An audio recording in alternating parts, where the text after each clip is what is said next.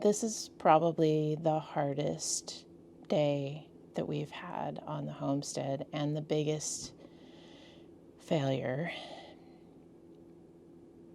Charles went in the utility room to check on things and found that our primary pump for the radiant floor system was overheating. Oh my God.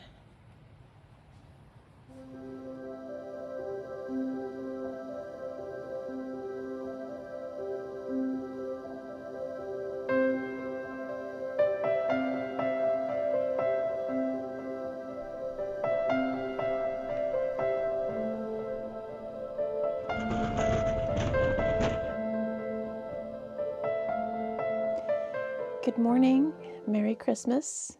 I'm Jill, my partner is Charles, and this is not the video I thought we would be making to follow up on our triumphant Thanksgiving story about how we were ready to spend the whole winter in our cozy little yurt. In fact, I wasn't even sure we had enough going on around here to make a new video. We had a nice quiet month.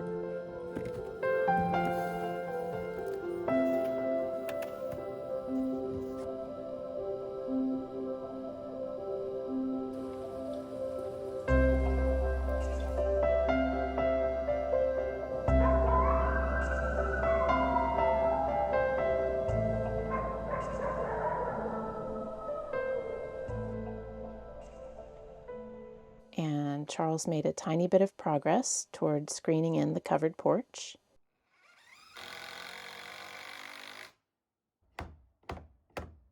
We kept the fire going in the rocket mass heater, which kept the yurt nice and comfortable during the day. And then we would let the fire go out at night, and the yurt would be a little chilly when we woke up, but not in any danger of freezing.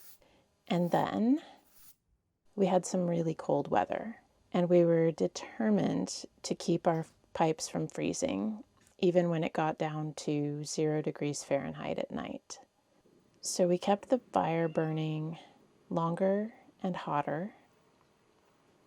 And 2 days ago, the shit hit the fan.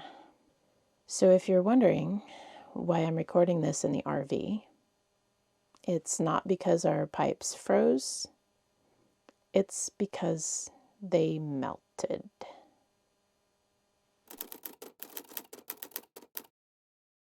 This morning when we woke up, it was exactly 0 degrees Fahrenheit outside. And these are the conditions under which we are testing our systems. Charles went in the utility room to check on things and found that our primary pump for the radiant floor system was overheating. Extremely hot. The red pump is the one that circulates all of the floor pipes for both when we heat the floor with propane and also when we heat it with the rocket mass heater. You want to tell them about our backup plan? The only one we've got at the moment is to put this pump in there, which kind of sucks because then we're going to get glycol in the freshwater pump. Once we put that there, it's probably going to have to stay there. Yeah, we clearly need to buy a new pump. And the other question is, have we already damaged the pipes?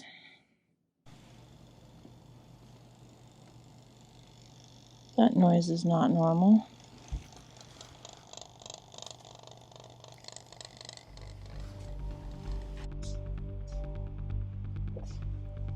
You don't look very concerned about this development, Pandora.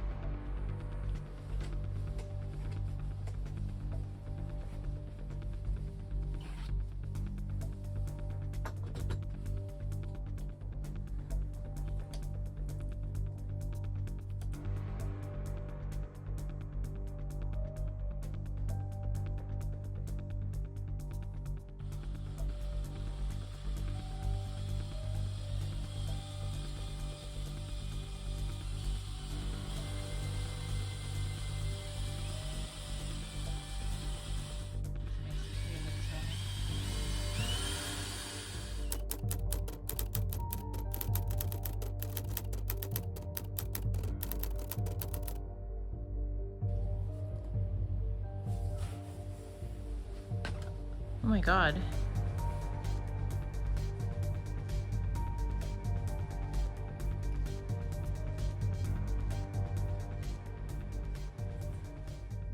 So clearly there's something broken inside the mass. Yep. It's coming out of the burn chamber.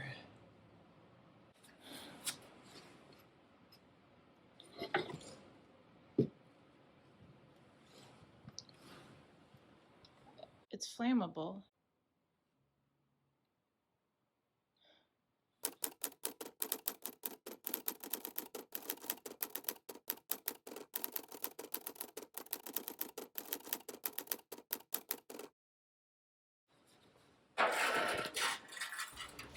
What can I do to help?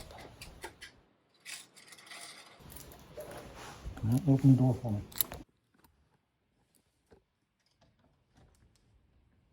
It sucks a lot. It does suck. The Bigfoot is not ready to be. I know, and this is not ready to be winterized, but that's obviously what we need to do next.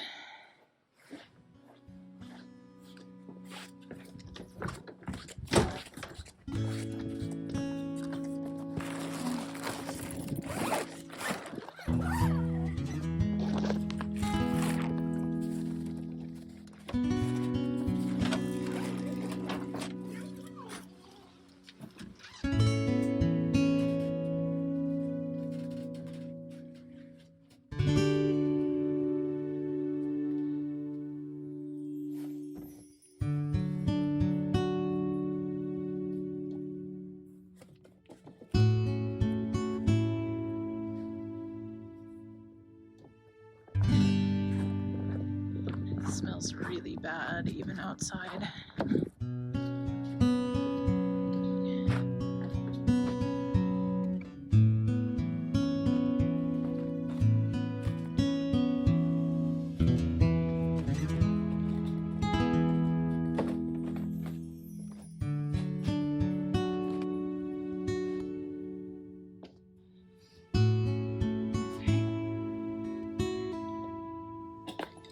Okay. Yes. I know you don't like it, sweetie.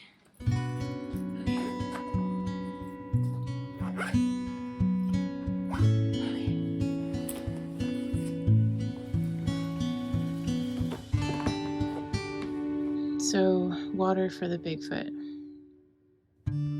Where are the totes? I can fill them maybe from the bathtub or from the kitchen sink.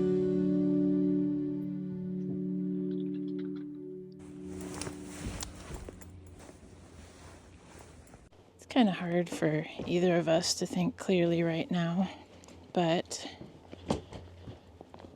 Charles is thinking of the next step in how to solve the problem in the yurt.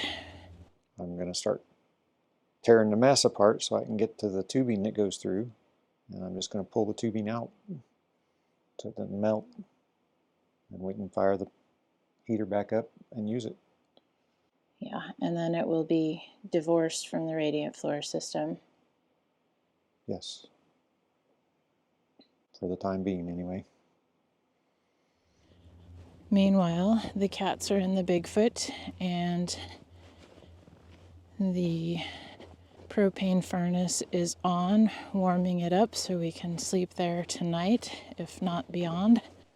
But the Bigfoot, our RV, does not have any water in it right now. It's empty for the winter.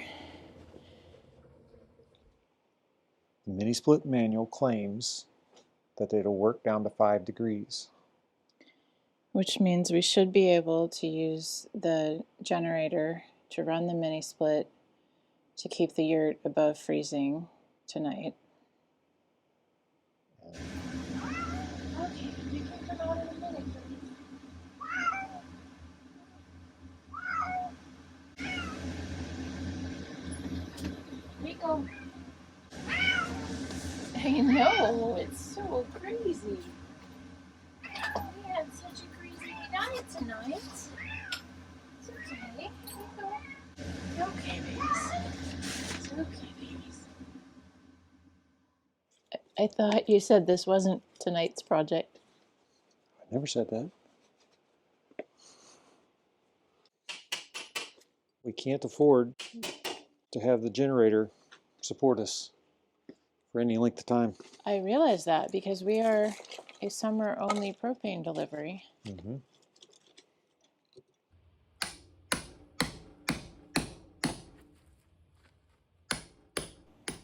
The truth about doing your own off-grid lifestyle is that sometimes it can feel a lot like regular life, at least in the way that we do it. And sometimes it can feel pretty intense and isolating. Yeah, do you want some water? Hey, this is for you.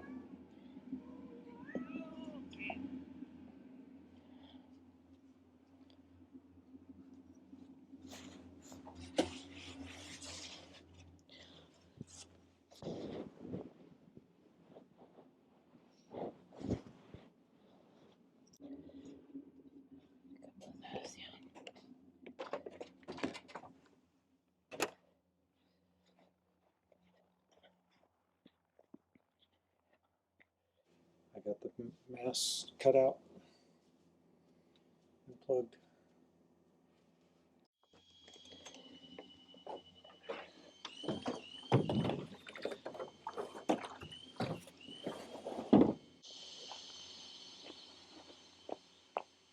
The mini split is on.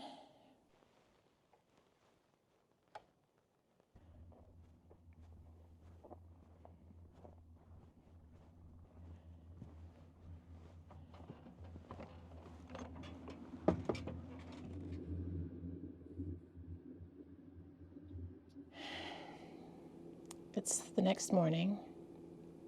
We've taken stock. I can't sit here talking to the camera for very long. I've got to get busy. But we used 5% of the propane tank by the shed to keep the mini split on all night to keep the yurt above freezing. We can't keep doing that because we have been designated a summer-only delivery for propane. So we basically have one course of action, and that is to completely winterize the yurt, except for the basement, which, thank goodness, should be able to keep above freezing with the heat tape, and that will allow us to use our own water from the cisterns over the course of the winter, even if we don't have it coming out of faucets and bathtubs. This is probably the hardest day that we've had on the homestead and the biggest failure. And I'm sure that the big picture will come clear over the course of this episode and the next few episodes. So let's focus on the moment. Okay, so one of the first things we need to do is bring everything that might freeze from the yurt to the Bigfoot, and that means all of the fluids under the sink,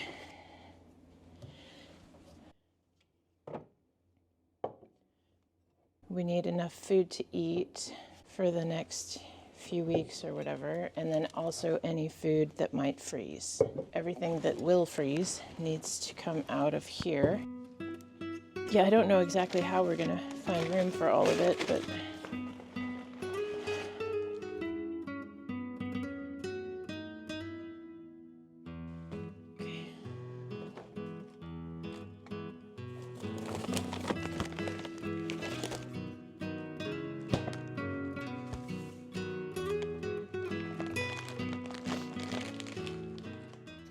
if you've been following our story, then you know how much hard work has been put into the rocket mass heater and how seriously Charles takes his research and planning when he takes on an engineering challenge. So you can appreciate how heartbreaking this event has been, especially for Charles.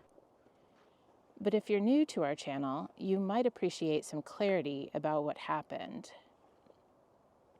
To make a long story short, the same PEX pipe that carries the glycol antifreeze through the floor was built into the rocket mass heater bench. And over the past month, this seemed to be working well. But then it got really cold, and we fed the fire more generously. In hindsight, it's clear that we heated the pipes above their maximum temperature and the glycol leaked out. We don't know whether that's what caused the circulating pump to fail or if it happened the other way around and the pump failed first, causing the pipes to overheat. Either way, the system obviously needs to be redesigned, and that's a story for another video. In this video, we're sharing the dark side of what it means to design and maintain your own off-grid systems, especially when they're a little bit complex. But this is just a little piece of a long story with a lot of happy outcomes, and we have no regrets, apart from putting vinyl pipes through the rocket mass. So let's look at this situation from another angle. Our heating system failed on one of the coldest nights of the year, and our living space filled up with toxic fumes. But we didn't even have to evacuate the property. And we were able to use the backup heating system to keep the yurt warm that night and the whole next day, so we had a chance to winterize it.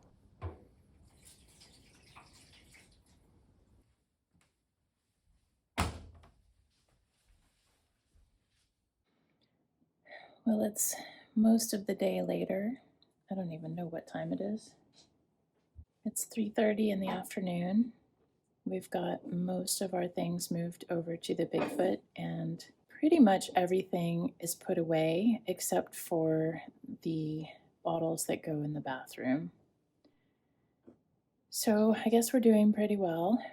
I took an opportunity to take one last shower in the yurt. Charles is now winterizing all of the appliances. He's got the laundry machine done, and he's working on the dishwasher. Most of these pop-off valves stay open on their own. Just needs to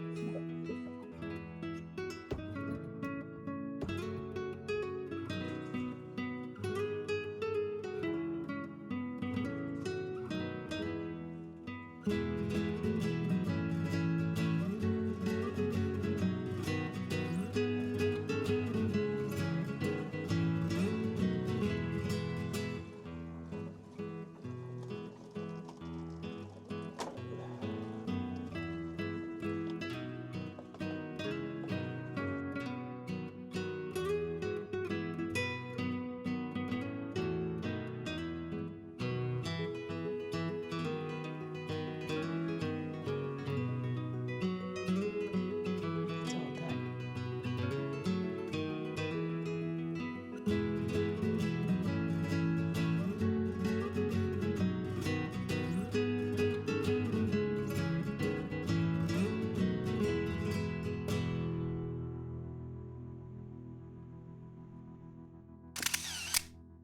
It has taken a few days for the shock to wear off, but now we're both feeling pretty fortunate. We're grateful for our cozy, portable backup home, and we're ready to face this new challenge in the new year. We're also feeling grateful for our YouTube community. We always love to hear from you in the comments, so please share what you're feeling grateful for too.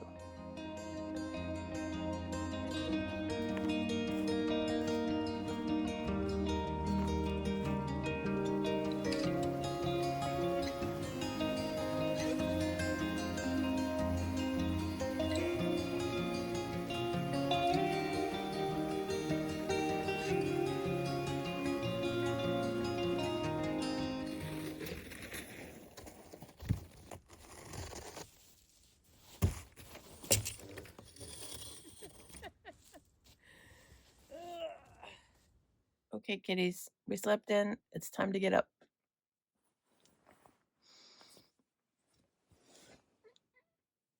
It's time to get up. Yep, you too. Come on. Smile. That's a grimace.